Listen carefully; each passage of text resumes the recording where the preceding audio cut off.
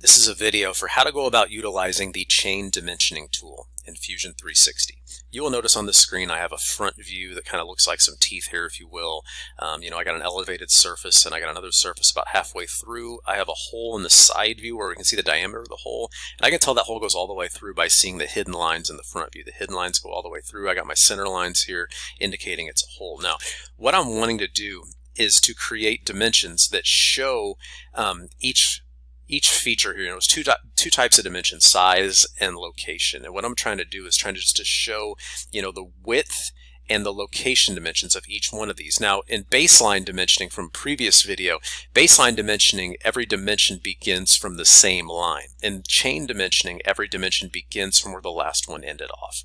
So in order to start chain dimensioning, we need to start out by placing a dimension. And what you want to do is place a dimension that is as closest to the edge as possible, and it has to be a feature dimension. So this tooth right here is a width of 2.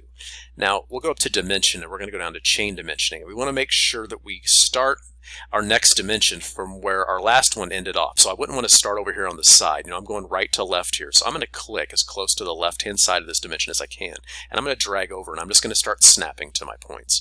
And as I start snapping, dragging right to left, it'll automatically place these dimensions for me. And I now have chain dimensions, just like a chain link fence. One link begins from where the last one ended off. This is what chain dimensioning looks like. Not really a need to do chain dimensioning in our other views. We could just go ahead and place, dimension, full heights here, drag this over. I could even do the location dimension from, where is the location of the hole from here to the side. I can do that over here in my side view. I can place my depth, in my side view here as well. Not a ton of features to use the chain dimension for within this view. And I can also come up here and give myself the diameter dimension of my hole. There's a diameter of 1, and I now have the object fully dimensioned.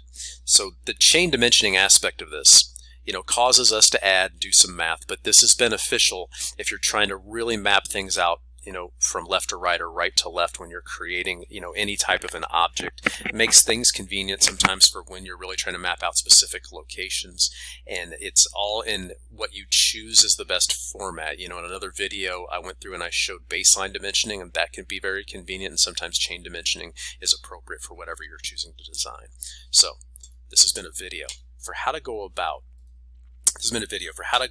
utilizing the chain dimensioning tool in Fusion 360.